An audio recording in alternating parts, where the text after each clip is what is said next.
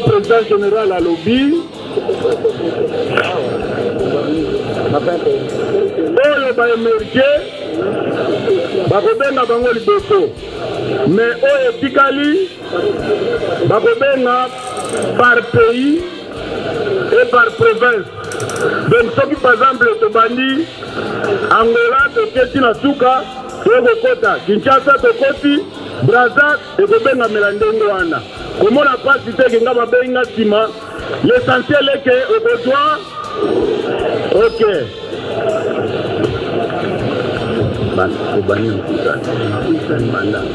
tozobanda na Nkinsani nsima toleki na $10 nde tokosukisa na bakado spéciaux tobandi na Nkinsani. Bien, tobengi Montreuil.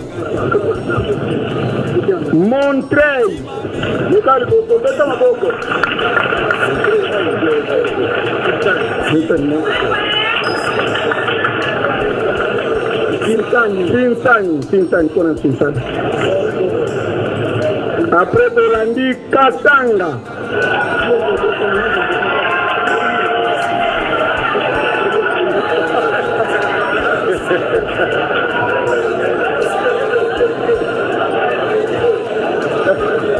Après tolandi Bongolo.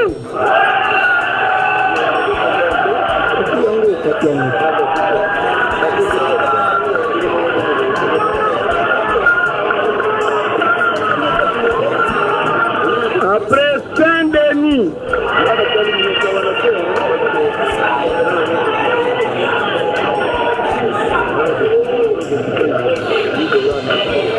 Après Saint-Denis, Brazzaville.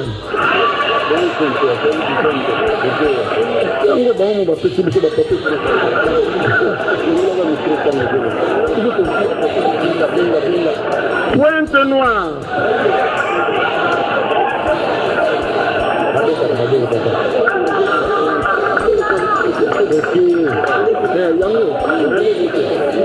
Après Njili.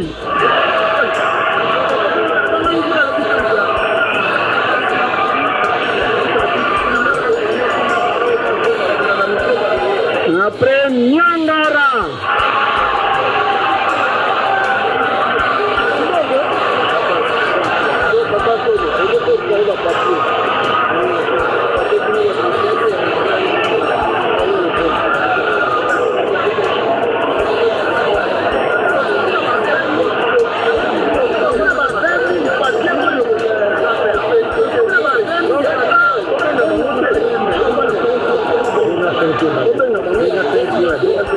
Saint-Ouen.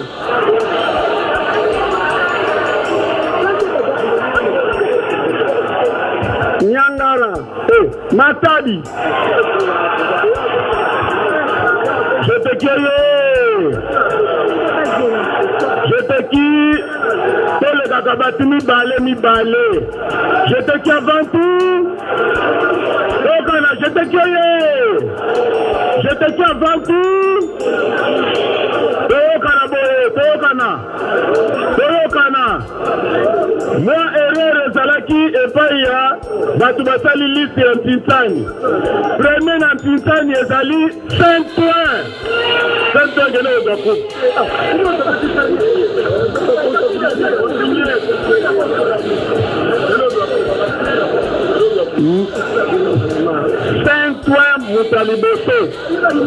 C'était une erreur. Après, on montré à la deuxième. Donc, premier, Ezali Saint-Ouen. Deuxième, Montreuil. Je crois que le qui veut se lever. Merci.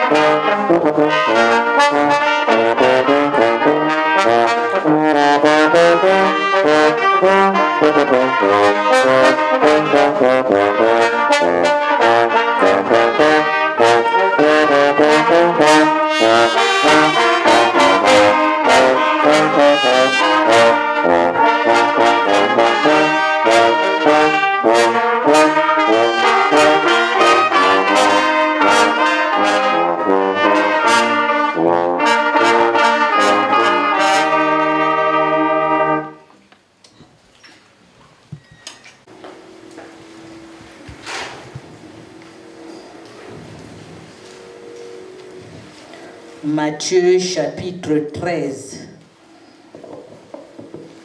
verset 13, 13 jusqu'à...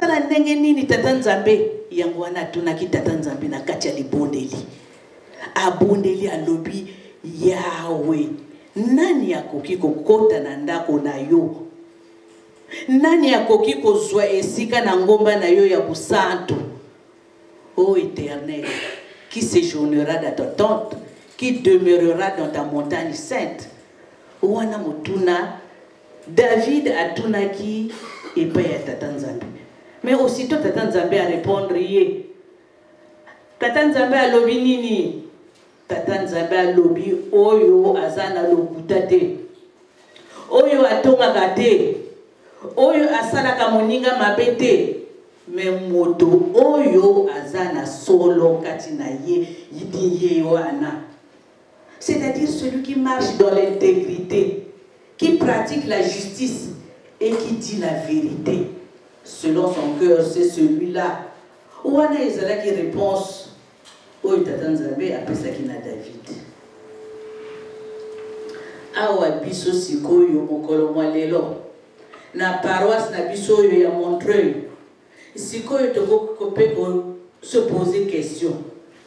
Nani akoki kokota na Yerusalemu ya sika? Nani pe akoki kofanda na ngomba ya Tata Simon Kimbangu? Soki totali biso pe Tata Molimo Sapi pe a répondre biso. Alobi moto oyo atambolaka na solo. Moto oyo alobaka solo. Moto oyo azana kati ya bolingo pe kopelisala. Bon, sikoyo tomituna lokola ngai na telemi boye. Ou bien bino moto bozo yoka ngai. Est-ce que totambolaka na biso na solo? Est-ce que tolobaka solo? Est-ce que tozala kati ya bolingo mibeko pe misala? Ezaleli na ngai. Ngai mama motei ezaleli na ngai na biso Tata Nzambe ezaleke nini? Comment est notre attitude devant Dieu, à l'égard de Dieu? Est-ce que comportement na biso? Et pourquoi vous dites ça na Yerusalem? Est-ce que notre façon d'être, notre façon de faire, notre manière d'être, est-ce que ekoko faire rentrer biso na Yerusalem? Yawa epai tovandi. Jugement Yawa. Papa Kimbangu akokisi mokano na ye lokola alingi kosala yango. Est-ce que yo nangai tolo? Questionnement wana ekokende na yo nangai na tina na nzembo itotaki. Yango wana tokotaki batata na mama na Exode. Exode elakisi kobima ya bana Israël. Bana Israël bakeleki boumbu na Égypte 430 ans. Bana Israël babimi na kati na Égypte. Lokola ka promesse ya Tata Nzambe ezalaki. Na tango babimi bakomi na ngoma ya Sinai Tata Nzambe apesi bango mibeko. Par rapport ya bisaleli ya mabeko oyo batswaki na kati na Égypte. Mibeko bapesaki bango poete batambola nango. Poete Tata Nzambe akudela bango. Poete na tango ya bitumba Nzambe azala na ngambo na bango. Parce que mobeko de Nzambe. Mobeko nde kimia. Mobeko nde kobonga ya biso bato. Ereto Tata Nzambe apeselaki bango mibeko. Ezali po azala poli. Parce que Tata Nzambe azala poli. Yonangai pe bazotangela biso mibeko c'est pour les mêmes raisons. Biso pekaka ndenge moko papa apesi biso mipe totanga yango tosalela yango parce que alingi tozala bongo. Tata Simon Kimbangu Kiangani ye nzambe na biso alingi ya bongo ya biso alingi epe apesi biso promesse alobi nini alobi bokotambusa mokili oyo nakopesa bino yango me na kati na mipeko parce que na mokanda mwa tata nzambe tout est clair mpona mobeko na mokanda mwa tata nzambe azolakisa biso bafacete nyonso tu ndenge nini tokoki losambo na ye yawe andimaka yango te. Donc soki toza na kati na masumu ndenge nini tokoki kobondela ete tata nzambe ayoka mabondeli na biso.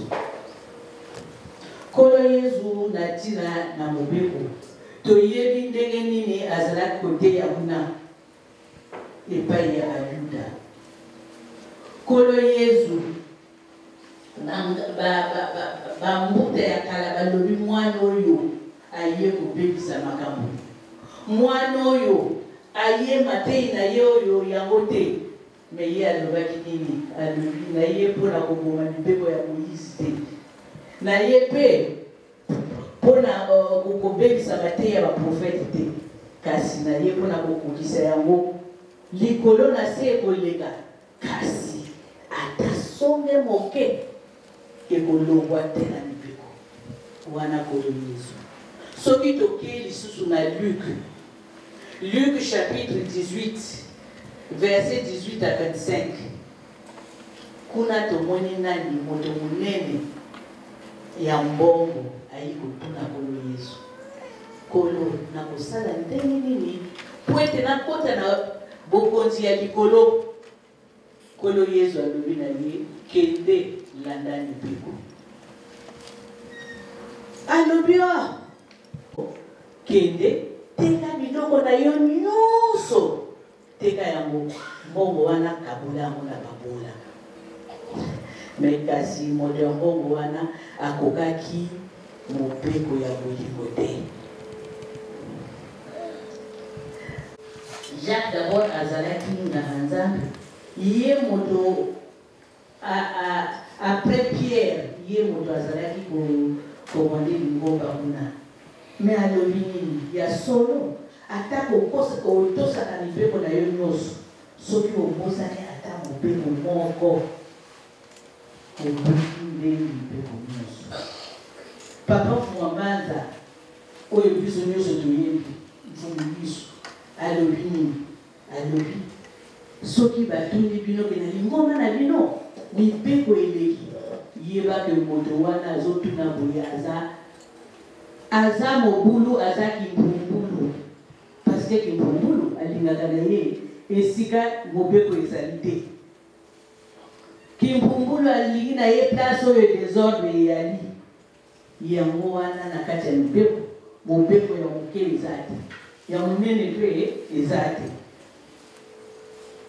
Parce que soki totali malamu lokola balobaka salaire oyo ya masumu eza kaka lifelo. Nakopia mpona kokende mosala, mo chef na ye atuni ye me mpona nini oye retard? O chef RR lini na biso ebimaki akosi na ye. Moto mosusu ake koyiba, soki ndenge nini alibi na ye aleki. Troisième personne oyo aye koyiba tokokoti yango en deuxième position. Oyo abomi moto tokoloba asali lisumu moko makasi, mais batata na bamama na kati na lifelo. Il n'y a pas d'endroit pour les grands meurtriers ou les petits délinquants. Soki balobi okokende lifelo okeli. Même pour les mauvaises pensées, même parfois qu'on somme dimanche, parfois accoutrement la biso, parce que salaire est masumu, eza kaka moko, lifelo, liwa. Tata to basali masumu, il n'y a pas de différence. tous ont péché et tous sont privés de la gloire de Dieu. Biso bakimbangi soki totali bien na tango etokomi eza lisusu normalement tango ya koyekola mibeko te mais eza tango ya kotia yango en pratique parce que depuis plus de 30 ans bazotangela biso mibeko toza na babana oyo biso bakolo c'est-à-dire depuis plus de 30 ans bazotangela biso mibeko tongo pokwa bazotanga basérémonie tozotanga mais ekomi na biso ndenge nini normalement soki moninga alobi na yo ah mon cher ou ma chère yaka tomela masanga réponse fo ezala automatique parce que si oyekola mibeko réponse na yo eza ya automatique anga namelaka masanga te ah yaka tokota na boîte de nuit réponse c'est-à-dire tu ne réfléchis plus oyebi kaka nga nakotaka bisika wana yaka tosomba dimanche te nga nasombaka dimanche te kozala na banzambe mosusu te ebobeli ngai banda na ebande te ya solo okoyokela ye ya solo makambo nyonso oyo tata nzambe akoloba okosalela yo okoyoka ye okosalela yango epui okolanda ye parce que oza na yo na banzambe mosusu te masumu nyonso oyo tosalaka ezali nzambe oyo ekomema biso na lifelo Moïse akolaki na ndako ya Farao mama mekasi alobaki na ye ntubela Moïse atubelaki etata nzambe atiaki solo kati na ye biso tomona lisusu na kati ya lingomba po ete toyebake tata Simon Kimbangu ye nde nzambe mbala boni mpe bakoki koteya biso po tozala bana mibeko parce que mibeko etangamaka mikolo nyonso nini tozozela po ete totika mabe tozala bandimi ya sika qu'attendons-nous pour renaître de nouveau yango wana batata na bamama elikambo ekokende na biso toyebake tokobuzwa bokonzi bwa nzambe te soki tozosalela satana na tata nzambe simultanément c'est-à-dire ozosalela satana ozosalela tata nzambe bango mibale nzela moko e olingi ozwa bokonzi bwa likolo lokuta okozwa yango te tolongola babe nyonso oyo toza nango nous devrons améliorer notre attitude devant Dieu, notre façon de faire, notre façon d'être. Tozala na bososoli, tozala pena matoi, ya pena miso ya molimo, pour que toyebake tata Simon Kimbangu yende nani. Mosusu toyebake tata Nzambe azakati na biso. Tata Nzambe yende moto azotambisa biso. Totambola na solo etozala na solo. Tolinga ye na motema moko epe tosalela ye po ete mateyi oyo toyokaka mikolo na mikolo elekaka te kasi evandaka na se ya mitema na biso.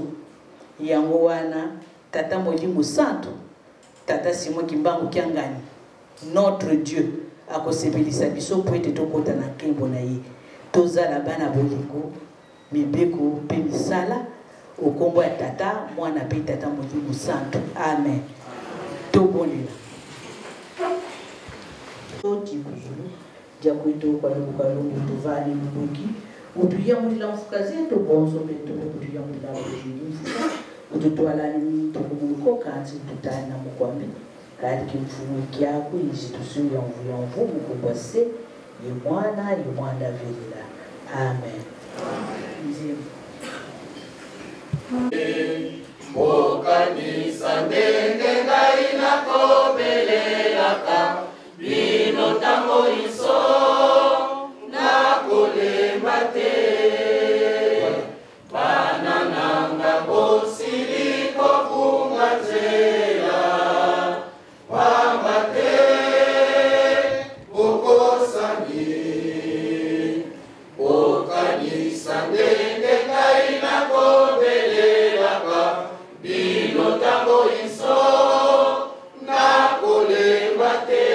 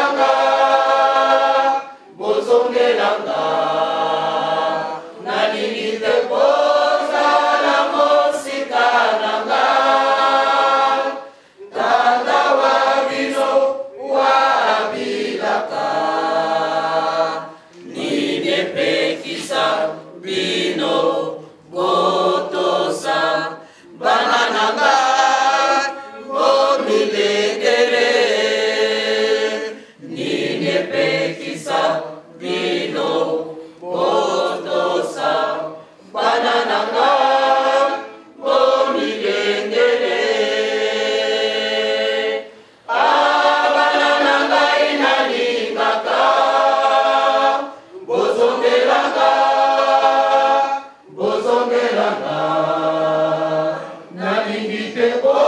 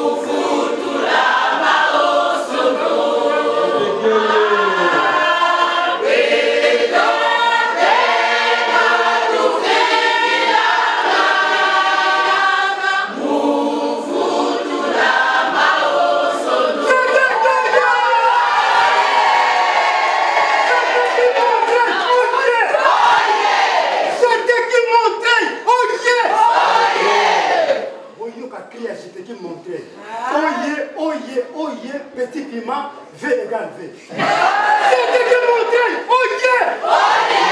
C'était que montrer, oye! C'était que montrer, oye! Petit piment, V égale V. Pour la grande histoire, oui, que j'étais qui, Mimi, deuxième, la Tinsani, la Kamba. Gamwana, Kelly Mostango. Merci tout à l'heure pour les Gapona, coupe la ville au Gabama. Mokonzi ya mboka, miso ya kokufa.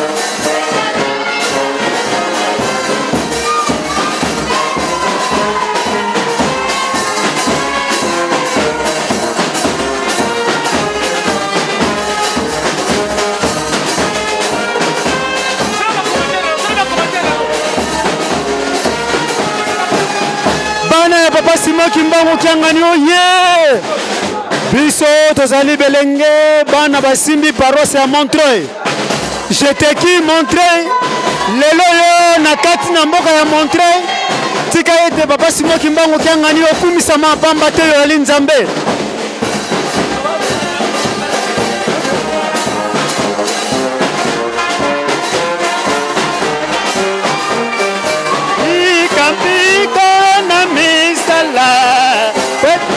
oyo ezali jeteki ya papa Simon Kimbangu kiangani ekolakisa makambo ya kitoko na kati na mokili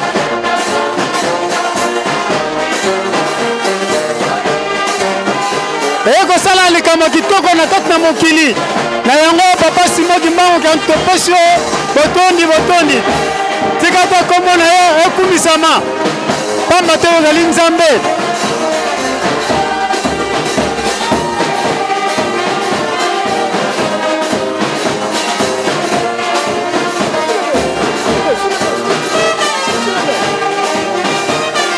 papa tika ete okumisa mapamba te oli Nzambe po Nzambe na yo emonani kati ya bana na yo ya Montreuil pamba te yo okosaka te kimia mpe nguya na yo tosengi ezala kati na biso bana ya Montreuil tika yoka biso lelo nani akondimaki ete lelo ya Montreuil akokosala expo na kati ya Nkamba. Merci beaucoup papa Simon Kimbangu kiangani.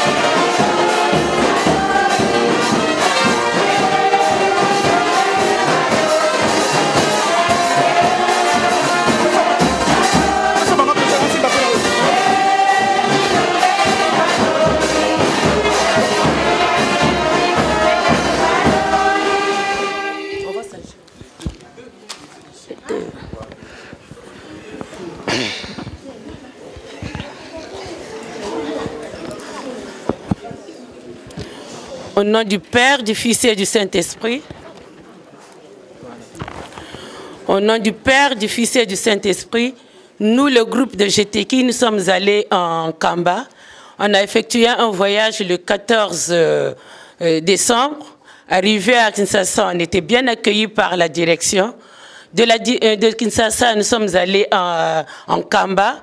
On a été bien accueillis. Nous avons, comme de bonnes personnes et de bons enfants, nous avons visité les 4 papas. On est passé par chaque domicile pour voir les 4 papas qui sont en Kamba. De là, nous avons fait notre travail, le Ntinsani, que vous avez tous entendu. Mais ce que nous voulons dire, nous voulons remercier d'abord le groupe Espoir de nous avoir aidés, remercier effectivement nos maris qui sont les époux des mamans de GTK et les femmes qui sont les époux de GTK. Merci de nous avoir épaulés. Qu'est-ce que je veux dire? Merci, merci beaucoup. Et on n'a pas fini. Toutes les personnes aussi, nous avons partagé des enveloppes. Toutes les personnes de bonne volonté qui nous ont aidés financièrement, moralement, nous les remercions. Personnellement, ce que j'ai éploré, que la paroisse ne nous a pas aidés. Pourquoi? Parce que les autres paroisses, s'ils ont revendiqué d'être premiers, parce que la paroisse avait acheté des ciments qu'ils ont amenés, des sacs de ciment qu'ils ont amenés, qu'ils ont pris pour leur compte, que la direction de GTK a accepté, qu'ils ont compté sur le Ntinsani. Nous aussi, nous avons donné des cadeaux, une vache, comme vous avez entendu, des sacs de foufou, de riz, d'huile et tout ça, mais ça ne suffisait pas pour qu'on soit les premiers. Vous avez suivi, on était premiers, deuxième, troisième. À la 4e personne, ils ont revendiqué qu'ils avaient des sacs de ciment, des coupes, bien qu'on a donné 47 coupes. C'est ce que je déplore. Si la paroisse nous avait aidés comme ils ont fait les autres frères Ntinsani, donné à GTK, on allait avoir peut-être... mais là, on est très, très contente. Je remercie aussi la confiance que les mamans et les papas de GTK me font. Et je remercie aussi GTK, on a bien travaillé. On a bien travaillé, franchement. Le montant, on ne sait même pas un peu le dire. Parce qu'on vérifiait tout le temps le montant dès le début et des autres mouvements. Donc, on a fait un paquet. C'est GTK, le monde entier qu'on est premier. Bien qu'on nous a dit qu'on est deuxième, mais GTK du monde entier, de tous les Kimbanguis, que ce soit Kinshasa, Brazzaville, Pointe-Noire, Lubumbashi qui est toujours premier, on était félicités par tout le monde et le président. Mais ce petit hic, ça n'a pas été avalé nous-mêmes, mais on remercie l'Éternel, on est sorti deuxième. Et je tiens à remercier un époux de nous qui nous a accompagnés, qui nous a beaucoup aidés. Papa Yala, il était jusqu'à la fin. Mais ne soyons pas jaloux. Tous les époux de GTK, on les remercie franchement. On les remercie franchement, financièrement. Et les épouses, merci. Merci beaucoup. Je pense que ça sera pas la fin. Et on dit, on a eu les 3 coupes. Première coupe de Ntinsani, première coupe de 10 $. Quand on est arrivé, on avait 400. On a dit, on doit mettre tous nos enfants, nos maris, sous les 10 $. Donc, on est arrivé à 630 $. Donc, on a eu la coupe de 10 $ et on a eu la coupe des des meilleurs cadeaux. On est sorti 4e, tous vous avez suivi. Mais merci pour l'Église, merci pour tous les mouvements. J'espère l'espoir, ça ne sera pas la fin, comme on était les derniers. Je pense que ça va continuer et je pense qu'on fera plus les Montréaliens et les Montréaloises. On va aller en avant. Donc je remercie toute la paroisse au nom de GTK Montreuil. Merci.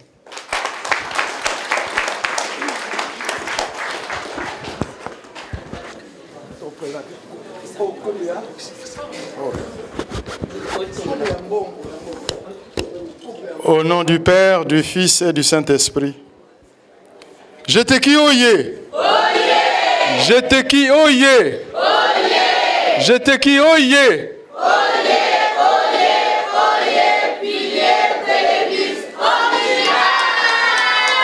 C'est vrai, Bozali Mbomboamboa et mon ami. Tenankamba kuna bato ba sentir ango. Mais continuez dans cette lancée-là. Mes félicitations. Ndenge binomoko papa Philippe Alobi, petit piment, mais eko soit makasi. Bon, continue.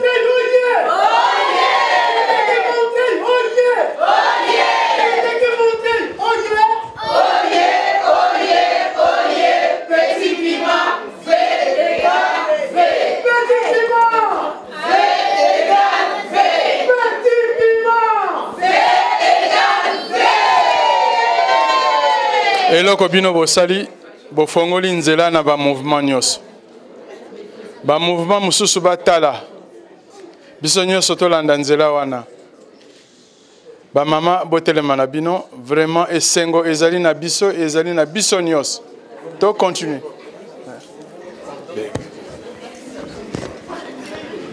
Je t'écoute.